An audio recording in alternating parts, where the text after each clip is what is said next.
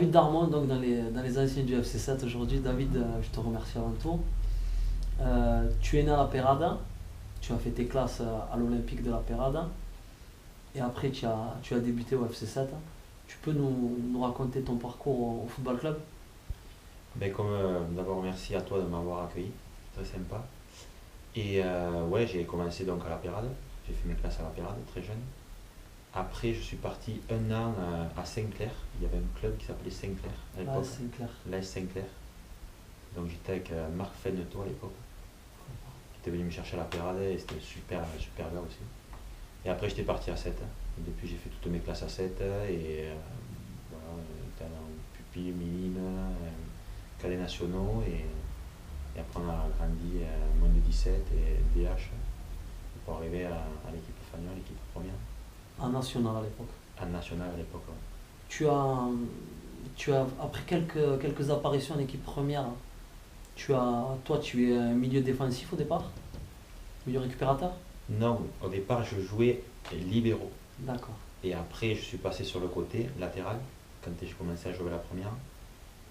Et après, plus tard, je suis passé au milieu de terrain et j'ai fait toute ma carrière au milieu de terrain. Tu as connu comme coach Marc Bourrier, qui fut le sélectionneur de l'équipe de France Espoir, qui remporta le titre de champion d'Europe en 1988 et qui entraîne également l'OM.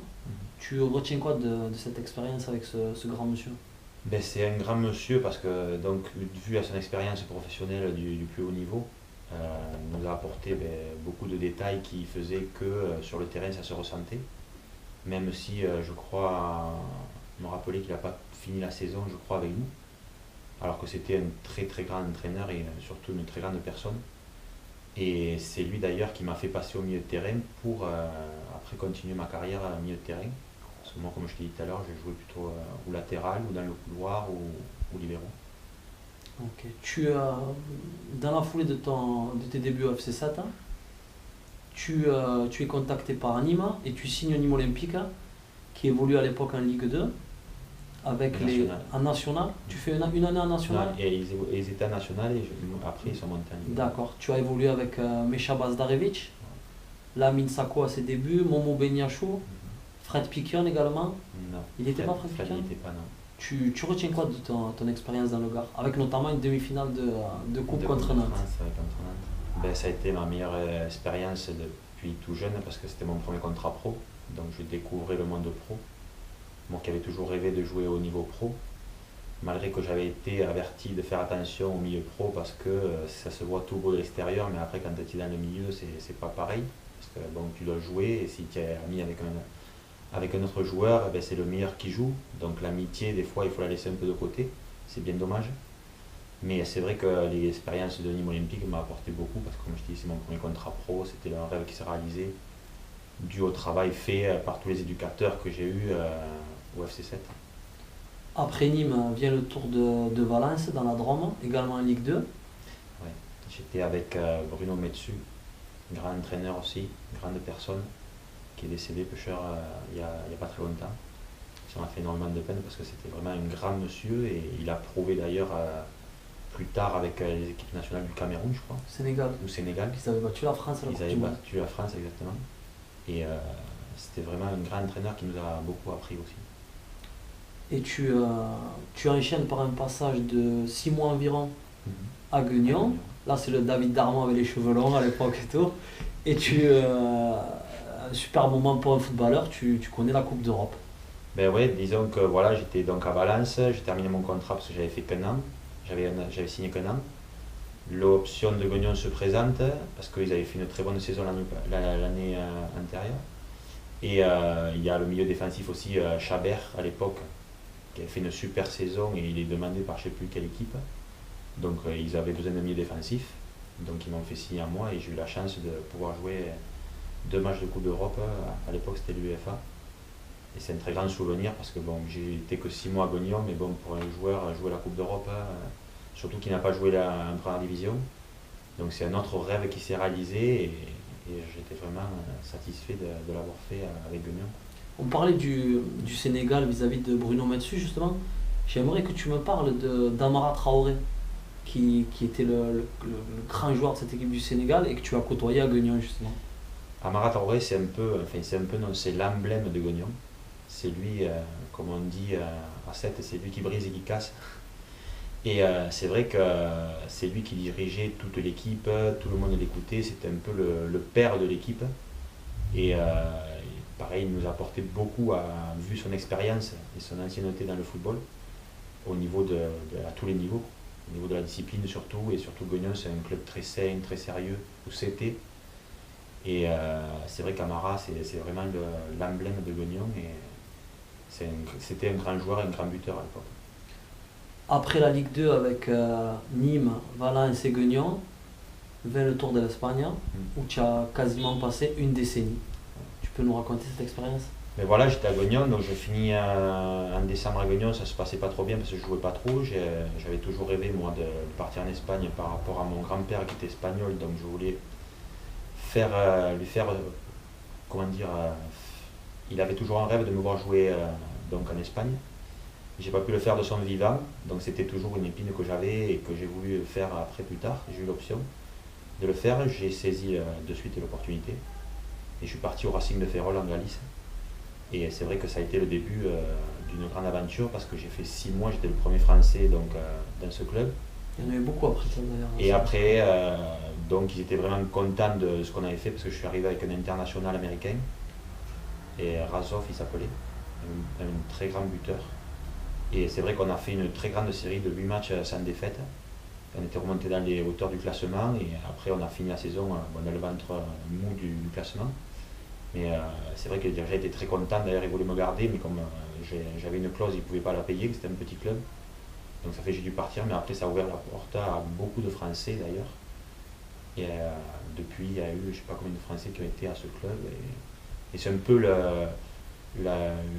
l'ouverture qu'on a sur l'Espagne et les Français de seconde division, de s'orienter vers la Galice parce ils ont eu un très bon souvenir de tous les Français qui sont passés là-bas. Comme je disais précédemment, tu es resté pratiquement une décennie en Espagne. Tu as évolué en grande majorité en Ligue 2, un petit peu en national. J'imagine que pendant cette période, tu as croisé de grands joueurs en fin de parcours ou de futurs prodiges. Tu peux nous dire quelques noms et quelques anecdotes? Ben voilà, donc quand j'étais au Racing de Ferrol, il y avait l'Atlético de Madrid, Betis Séville et Séville qui étaient en Ligue 2. Donc c'est vrai que l'Atlético de Madrid, il y avait pareil l'emblème de l'Atlético de Madrid, Kiko, le grand attaquant. Des jeunes qui venaient frapper à la porte comme Fernando Torres qui commençait à jouer en Ligue 2. Tu as évolué contre Fernando Torres? J'ai joué contre Fernando Torres, ouais. Et après, c'est vrai qu'au Betis de Séville, il y avait un gars comme Denilson sur le côté gauche, très très grand joueur. Et après, souvenir comme ça, quand j'étais à Elche, j'ai joué aussi contre Ronaldinho. On a fait un match amical pour la fête d'Elche. Le Barça était venu jouer donc à Elche. J'avais joué contre Ronaldinho, il y avait Valdés, il y avait Iniesta, il y avait Xavi, Puyol. Il n'y avait pas encore Messi. Je n'ai pas joué contre Messi, il n'était pas venu. C'est déjà pas mal quand même. Mais bon, c'est vrai qu'après j'ai eu la chance de côtoyer Ronaldinho, tu vois, et j'ai parlé avec lui alors que j'avais une mauvaise image de lui. Et en fait, le gars était super simple, super humble. D'ailleurs, j'ai son maillot, j'ai échangé son maillot avec lui. C'est un super souvenir. Parce qu'en plus, il y a une anecdote, j'avais parlé avec lui, moi, donc sur le terrain. Et nous, à la fin du match, on a fini le match, donc on saluait tous les supporters qui étaient venus, tout ça au stade. Et ce grand monsieur m'attendait dans le tunnel pour me donner son maillot. Et quand j'ai vu ça, j'avais la chair de poule. Parce que Ronaldinho, avec tout ce qu'il avait fait, qui m'attendent à moi, David Darmon, que j'avais rien fait dans le football et qui ne me connaissait pas pour me donner son maillot. Mais il m'a envoyé un texto, il m'a dit qu'il a gardé le tien. Il a gardé précieusement. Il a dû le vendre. Il a dû le donner. Est-ce que malgré tout, sincèrement, tu n'as pas un petit regret de ne pas avoir connu la Liga justement? On a toujours un regret. Enfin, moi personnellement, je suis un gars qui aime toujours connaître plus de choses, avoir des objectifs et avoir, connaître le plus haut niveau dans tout ce que je fais, arriver le plus haut possible. C'est vrai que j'ai pas pu arriver parce que le football c'est pas que non plus les qualités du joueur, c'est un peu la chance aussi. Et des fois, tu n'es pas là au bon moment, donc c'est un autre qui est et on le remarque à lui. Mais bon, je ne regrette pas ma petite carrière. J'ai fait quand même 10 ans ou 12 ans, que ce soit en Ligue 2 ou nationale. Et j'ai connu de très grands joueurs, j'ai passé de très bons moments, j'ai été dans de grands stades. Je ne regrette rien du tout. J'aurais aimé jouer en première division, c'est le rêve de tout le monde. Bon, si ça n'a pas pu se faire, j'avais peut-être pas les qualités aussi pour jouer en première division. En 2008, tu prends la décision d'arrêter le football. Tu te mets au golf. Ouais. Et en 2013, tu atterris à Frontignan en DH. Tu peux nous raconter ce qui s'est passé dans ce laps de temps? Disons, voilà, moi j'avais arrêté le football parce que la crise économique avait atteint le foot. Donc c'est vrai qu'on ne pouvait plus travailler jouer au niveau du foot et gagner de l'argent. Donc j'avais décidé de m'orienter vers le golf et de devenir professeur de golf. J'étais pas très loin d'y arriver. Et après, comme il y a un ami à moi qui avait une équipe de CFA, qui a voulu monter en national, ouais, c'est ça, de CFA, qui a voulu monter en national, donc il était premier au classement, il voulait que je lui donne un coup de main, un gars d'expérience, donc j'ai repris 6 mois de service. Et après, voilà, donc on est monté en national, et moi après j'ai mis un terme définitif à ma carrière. Je jouais avec les anciens pros d'Elche. On jouait contre des anciens clubs, voilà, comme Valence, des anciens pros de Valence, tout ça. Et puis voilà, après j'avais mis un terme à ma carrière. Je voulais rentrer en France parce qu'en Espagne, donc avec la crise économique, j'avais plus d'objectifs à atteindre. Donc je suis rentré en France. L'opportunité s'est présentée pour que je rejoue alors que ce n'était pas prévu. Je voulais entraîner ou être adjoint.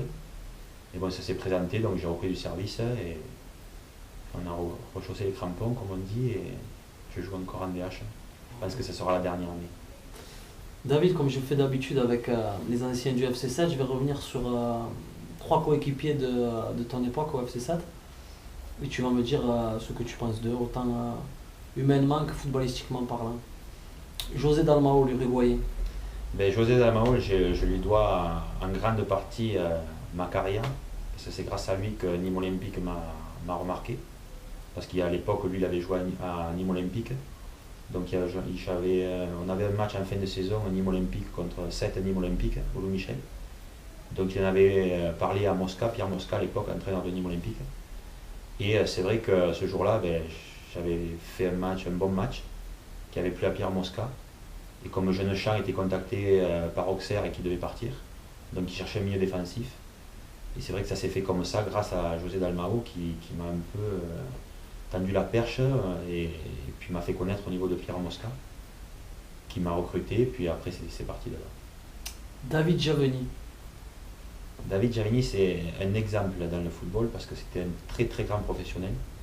Quand il est venu à 7, je crois qu'il venait d'Alès. Je crois qu'il a même joué en première division à Alès, ou en deuxième division, en Ligue 2. Donc c'est un gars, beaucoup d'expérience, qui aidait beaucoup les jeunes. D'ailleurs, moi j'étais collé à lui parce que je voulais apprendre de lui parce que c'était un gars vraiment comme personne et sur le terrain irréprochable. Et en plus, à partir de là, ça a été le témoin de mon mariage. On avait fait une très très bonne amitié. Et c'était un très très grand homme, autant sur le terrain qu'à l'extérieur. Et on termine avec un défenseur qui est pas, je crois qu'il a fait qu'un an à 7 ans, Vincent Diduche. Vincent Diduche, moi j'ai joué avec lui à Nîmes Olympique. Vincent, c'est pareil, c'était un grand défenseur qui a fait l'époque de la Coupe d'Europe avec Nîmes Olympique.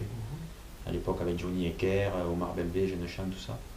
C'était un très grand joueur qui était à Nîmes Olympique et qui est venu à 7. Moi, j'ai pas eu la chance de jouer avec lui à 7. Ah d'accord, je crois. Non, j'ai joué avec lui à Nîmes. Et pareil, grande personne sur le terrain, d'énormes qualités en dehors du terrain, une personne très simple qui se disputait jamais, qui travaillait sérieusement, grande personne aussi. Et lui aussi a eu une expérience à l'étranger, tu sais où c'est qu'il a joué? Non. Il a joué en Chine. Ah, en Chine. Il a joué en Chine, je ne sais pas ce que ça a donné, mais il a joué en Chine.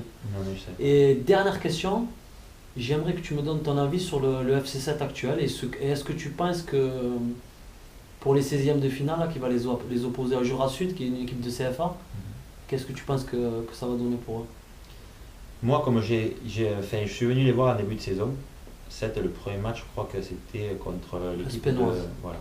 exactement, de Bernard Rodriguez, c'est ça? je crois. Oui, l'ancien Sétois. L'ancien Sétois, grand joueur, grande personne. Et c'est vrai que j'étais un peu déçu. C'était le premier match aussi. Après, je suis allé les revoir, ça a été mieux. Mais comme j'ai dit avec des amis qu'on a discuté, j'ai dit cette année, ils ont la chance. Des matchs que des fois tu perds pour un détail, eux ils ont transformé ce détail, au lieu de le perdre, de gagner. On a l'impression que même en étant mauvais, Donc, rien donc leur arrive. rien ne peut leur arriver parce qu'ils sont sur un nuage et ils ont une dynamique très positive et ils ont beaucoup de chance cette année. Et contre Jura Sud, ils jouent Jura ça Sud. C'est une équipe qui est relégable en CFA actuellement. Oui, bon, la coupe, moi, enfin, les footeux, quand on sait que sur un match, tout est possible, que ce soit Ligue 2 ou contre National ou contre CFA. Donc il ne faut pas voir les choses comme ça, mais je pense que, comme je t'ai dit, 7 est sur un nuage. Ils font les choses bien parce qu'ils sont premiers avec beaucoup de points d'avance. Et contre Jura Sud, s'ils font les choses comme ils sont en train de les faire, je pense qu'ils passeront parce qu'après c'est une 8e de finale qui se présente. Avec l'espoir de prendre un gros, comme j'ai entendu le gardien qui était déçu de prendre un petit, mais bon, c'est beau aussi d'aller loin en Coupe de France, parce que si tu prends que des petits jusqu'à la finale et que tu fais une finale de Coupe de France, c'est pas donné à tout le monde.